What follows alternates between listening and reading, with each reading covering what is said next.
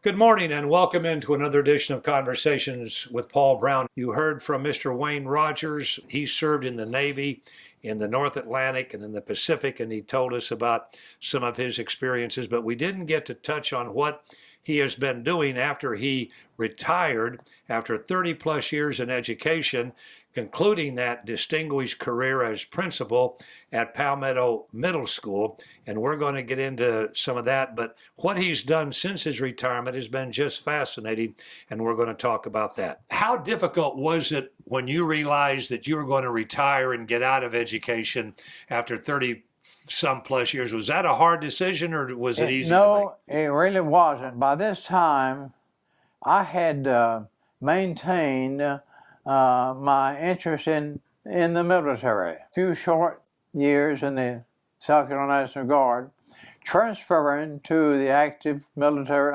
active Army Reserve. Spent a good many years teaching every summer out at Fort Bliss, Texas, Air Defense. I taught the Nike Hercules, portions of the Nike Hercules missile system, the Hawk system, the Chaparral Vulcan, and of course the old Duster. To make a long story short, I tried to do my job and do it well, and I retired from the military with the rank of a lieutenant colonel, honorary colonel. Honorary colonel is something that you just put on your tombstone. Which isn't too bad. Isn't too bad. But pay-wise, I retired as a lieutenant colonel. Now, after my retirement, I went to a religious meeting in Easley where our speaker was talking about the need for help in Haiti. And after the meeting, I talked with him, and I went with him to Haiti for 6-7 days. Very, very poor country. But helping people, particularly people who were in such bad shape, struck a chord. And from then on, I went to 23, 24 foreign nations doing mission work. I have been in such countries as Kenya twice, Russia 3 times, 1 time in Siberia, 5 times in Romania, a number of countries that I won't take time to do right now, but I enjoy it. The thing about doing voluntary mission work, no one pays anything for you, you do that yourself. I guess my fondest memories since I got into the mission work was the 3 weeks that I spent in Kenya. I was an electrician, and my friend in Dallas, Texas, name of Colonel Griffith, he was an electrician, and a good one. We went to Western Kenya to wire a clinic. Now, in Western Kenya, we are talking about skin huts. I was eating with the missionary. We were at his home. His wife had just boiled a chicken for us to eat that night. The Kenyans, very, very nice, wonderful, wonderful people. Our typical meal while we were in Kenya, in the Western Kenya, I should add, was a piece of bread, margarine of some sort, and maybe a little jelly. They could make jelly there. They had plenty of fruits and berries and so forth. And that was just about and of course we had water to drink. We carried water with us. But we did wiring in this clinic in Kenya that one of the nurses, she said they birthed 57 babies in that clinic the summer before. And I asked her, I said, well now, if a lady is having difficulty birthing, what do you do? She said we would try to get her to a hospital, which was 40 miles away. Wow. No electricity whatsoever other than maybe a hand generator. And they would put them on a so-called taxi, which was an old Datsun truck, something like that. Very, very old, very, and the roads, there was no roads other than wagon roads. Yeah. I remember very distinctly that they told me, I saw we were working, and here come a fellow on a bicycle with a young man hanging on his back. And one of the nurses there told me, she says, that's our ambulance system. She said they go out on the bicycle and try to bring people in where we can help them. But he was hanging on, the man pedaling the bicycle, hanging on his back, and quick as he got in, there were several people to help and carried him inside. And of course, we didn't know what was wrong, what he required. But anyway, that was our ambulance system in Kenya. Our guest is Wayne Rogers, and when we come back, we're going to talk some more about his missionary trips.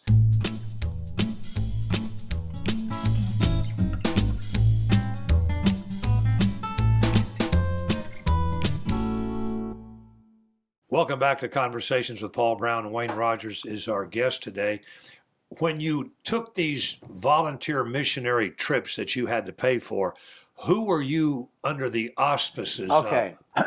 We were under the supervision of the South Carolina Baptist Convention. They would make arrangements for the missionaries on site, and the missionaries on site would provide us room and prepare food and so forth.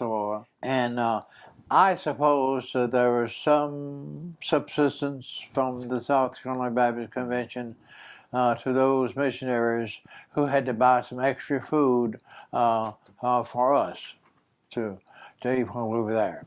How old are you? I am now 87.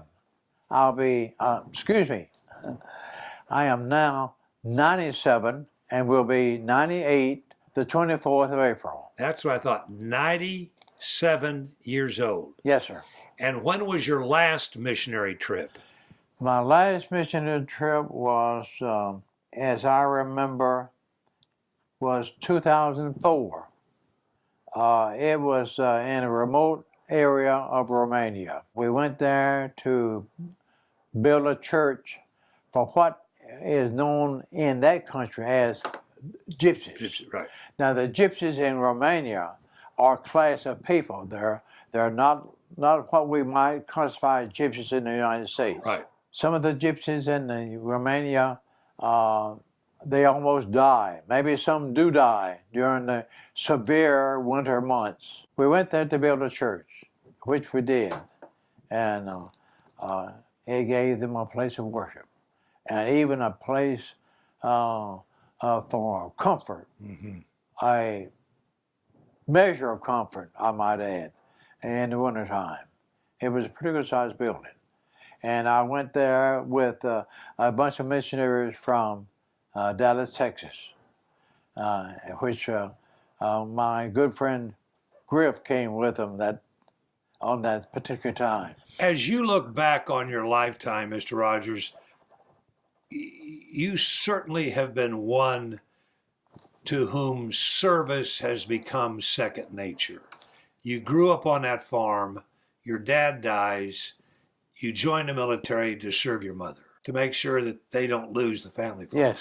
Then you go to the South Pacific, you're serving again.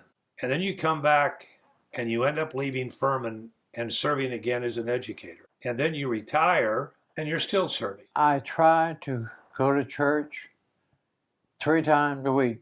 I wish I was a better man than I am, but I try to be a good citizen, not only to my community, my state, and my nation, but to my Father, Father God. He's been so good to me, Mr. Brown.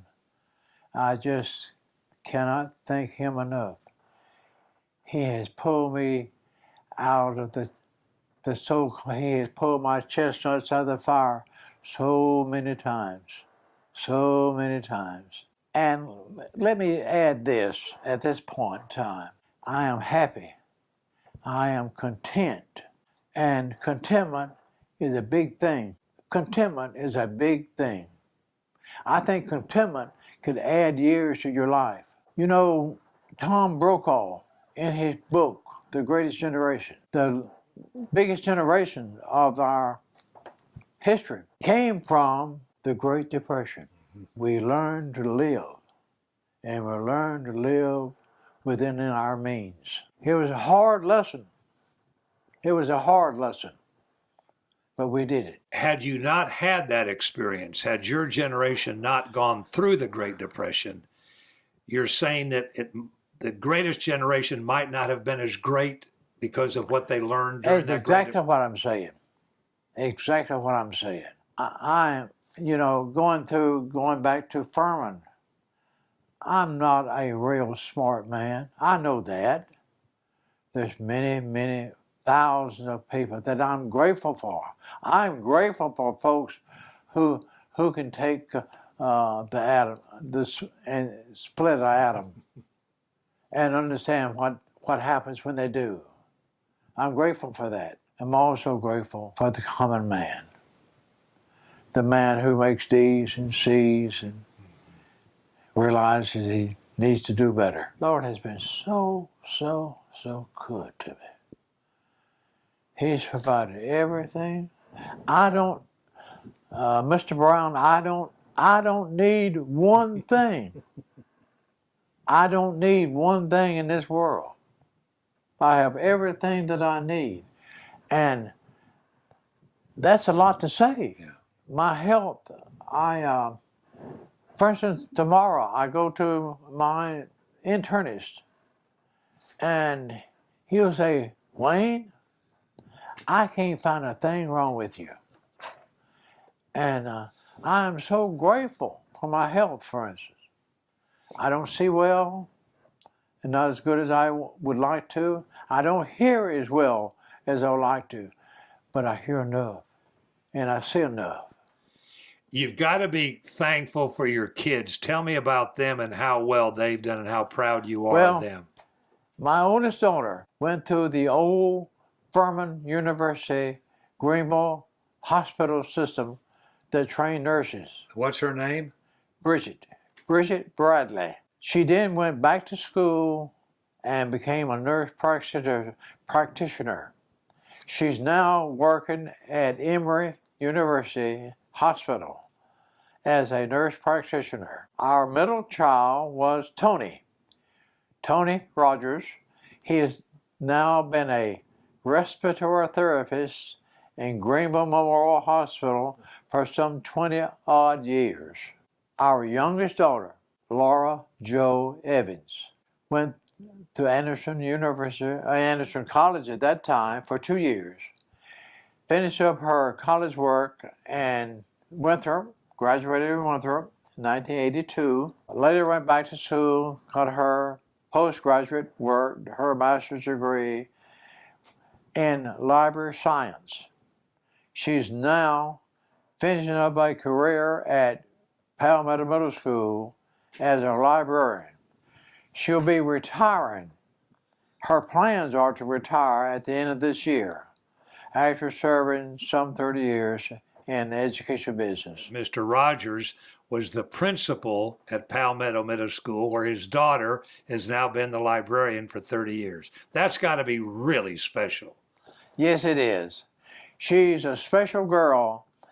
My oldest daughter, of course, is in Atlanta, but she lives just a few hundred yards away, and I call her my mother hen, but she looks after me, just like our old mother hen. Mr. Rogers, thank you so much for your time and for your service.